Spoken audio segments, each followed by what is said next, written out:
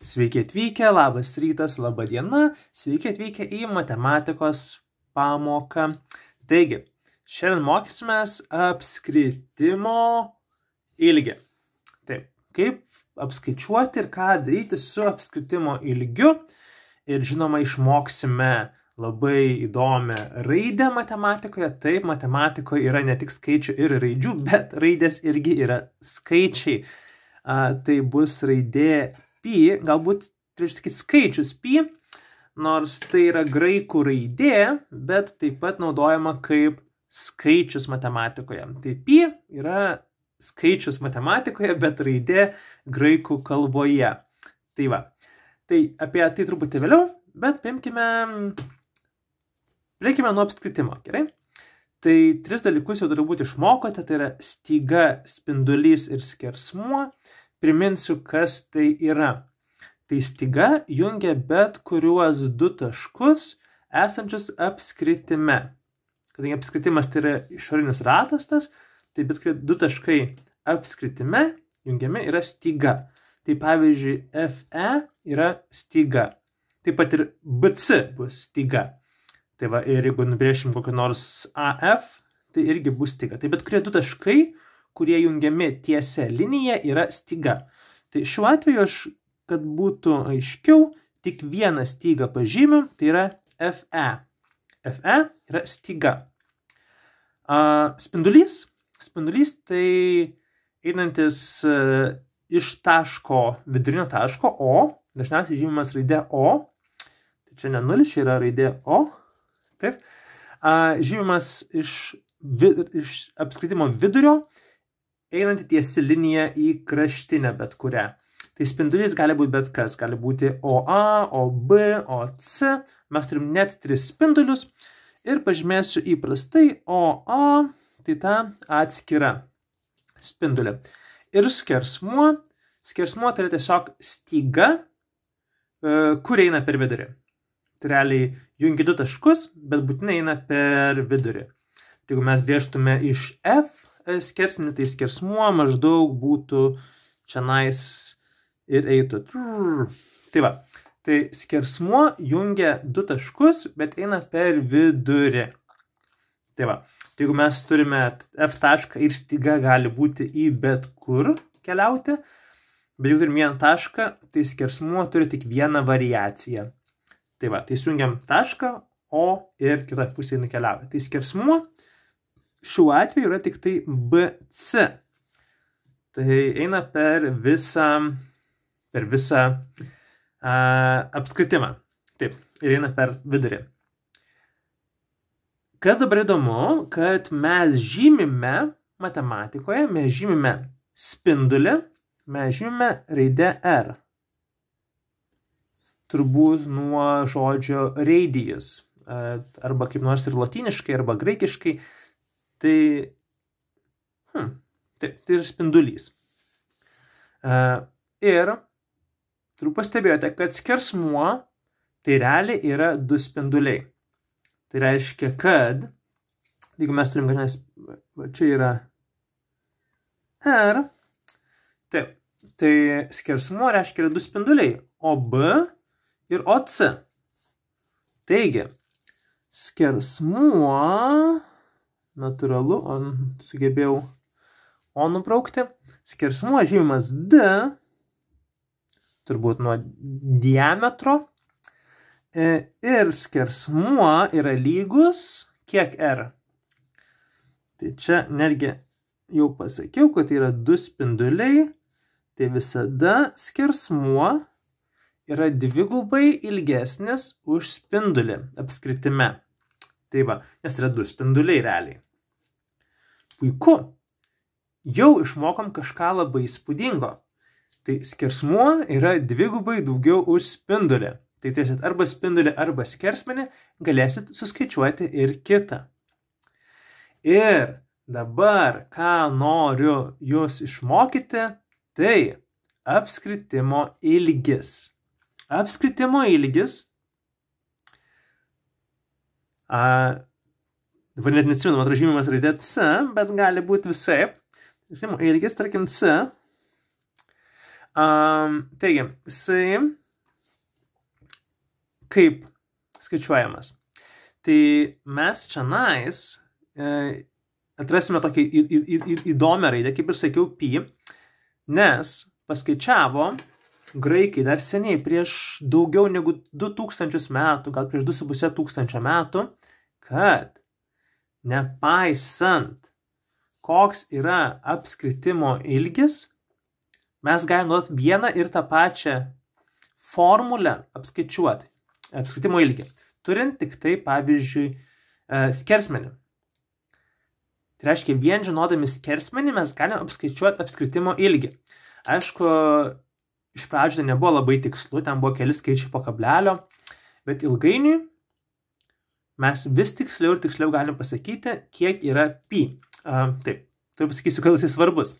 Jis paskaičiavo, kad apskritimo ilgis tai yra, jeigu turim kažkokį tašką, tai kiek kelio nuvažiuoja apskritimas, kol grįžta tas pats taškas į apačią. Tai reiškia, nuvažiuoja kažkiek ir grįžta į apačią.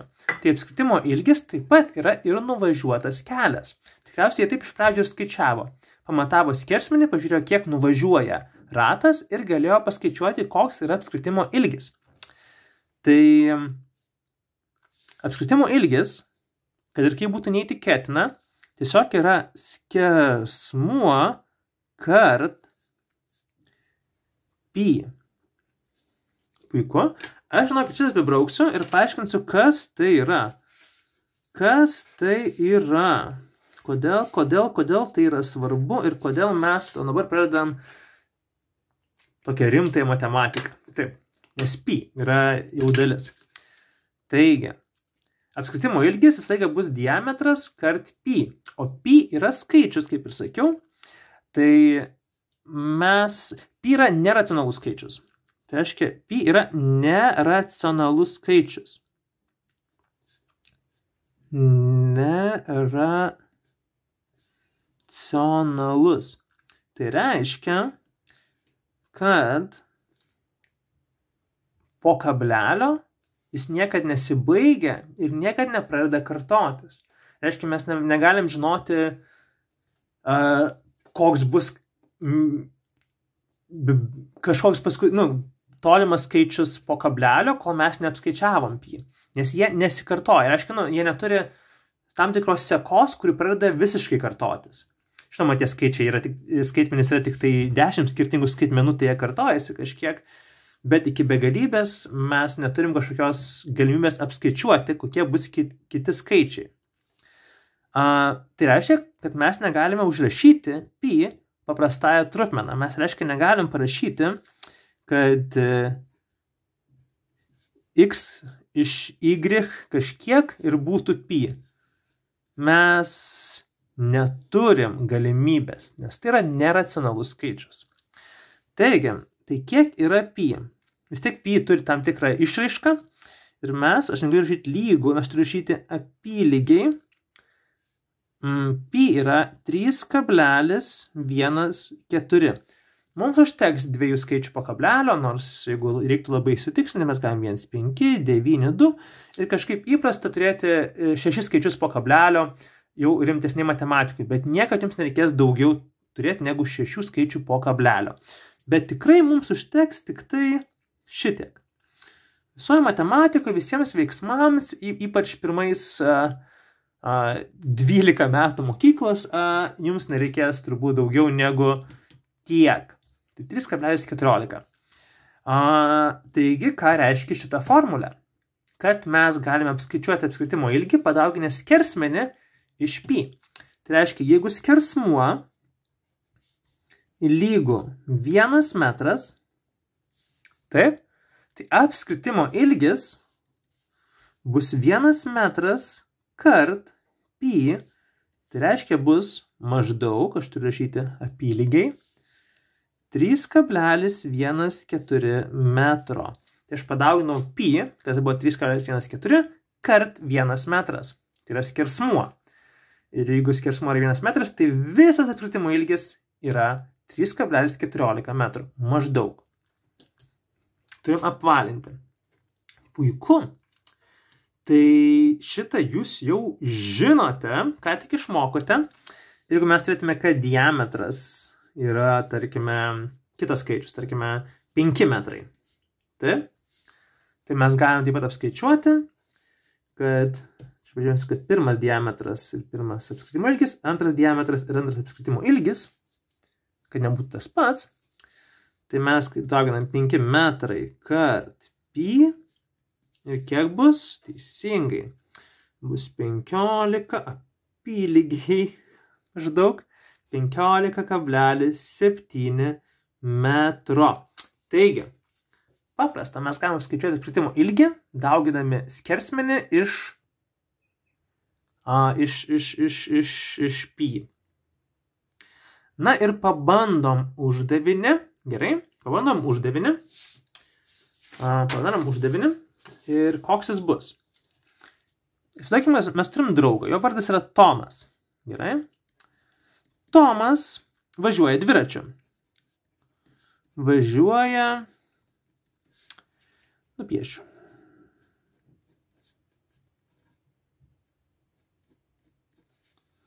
Taip, kaip piešimi dviračiai. Aš manau, kad nieks realiai nėra dviračių piešimo profesionalai. Aš mačiau paveikslėlį, kur suaugę žmonės bando nupiešti, kaip atrodo dviratis. Ir jiems nelabai išeina. Taip, bet mes galim įsivaizduoti, kad maždaug taip atrodo dviratis. Taip, važiuoja dviračiu, labai gerai. Ir mes žinom, kad rato skersmuo yra 70 cm. Gerai? Tai yra skersmuo. Puiku. Ir mums reikia paskaičiuoti, kokį atstumą nuvažiuos Tomas, kol jo ratas, taip, čia turbūt reiktų piešti žvaigždutę kokią nors, žvaigždutė čia nais, ratas, taip, apsisuks,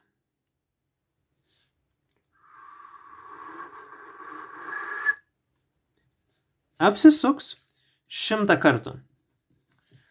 Tai jeigu vienas ratas apsisuks 100 kartų, ratai yra abudu vienodo dydžio, kokį atstumą nuvažiuos dviratis.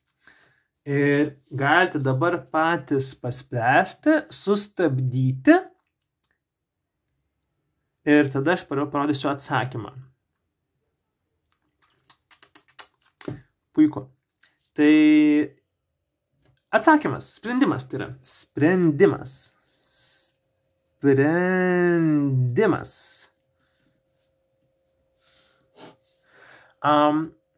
Aš noriu pasakyti, kad diametras parašytas centimetrais. Tai galite iš karto pasiversti į metrus. Jeigu jums norite atstumą skaičiuoti metrais, galbūt patogiau negu centimetrais, arba po to pasiversti į metrus iš centimetrų.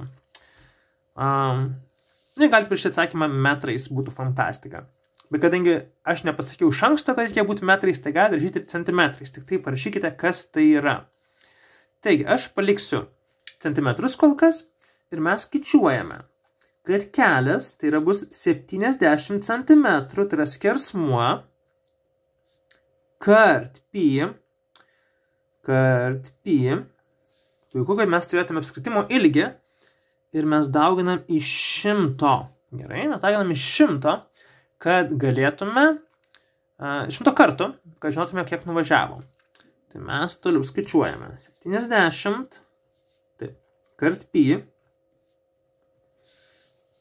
Jeigu jūs naudositės kalkuliatoriais, aš tikrai neįsižeisiu. Gerai? Viskas yra labai gerai. Aš suprantu, kad čia yra sunkus keblus dalykas. Ir kart 100, tai mes turime, kad tai yra 219,8, tai yra, jau tą padauginom, čia turime gauti šitiek, kart 100. Mes čia vis dar turim centimetrus, noriu spėti. Ir kai mes padauginam, mes gauname didelį skaičių, mes gauname 21 980 centimetrų. Gerai? Arba, aš tiesiog vėlgi sugebėjau nepadaryti, kad tai yra apytiksliai lygu, noriu, kad mes nepamirštume, kad toj vietoj, kur paverčiam iš pi į skaičių, gerai, ir mes čia turime suapvalinti, kad toj vietoj mes turime prašyti apytiksliai lygų. Kad tai nėra lygų, tai yra apytiksliai lygų. O jau po to, kai skaičiuojame, mes atliekam veiksmus su skaičiumi. Mums nebereikia rašyti apytiksliai lygų, nes mes turim lygiai skaičiavimą. Gerai? Vienoje vietoje pasiverčiam iš pi į skaičiaus išraišką, dėl to mes apvalinam, o po to mes atliekam veiksmus su išraiška.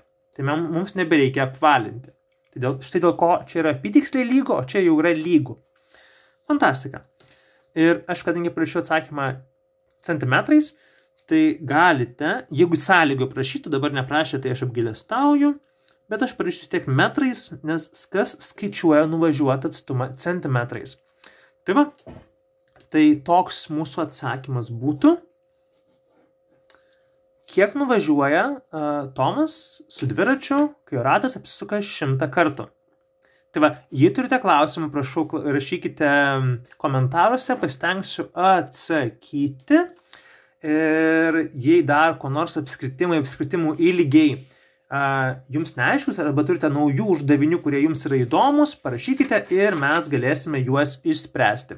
O kol kas aš jūs palieku su apskritimo ilgiu ir sėkmės jums. Jei turėsite klausimų, klauskite. Tai va, sėkmės.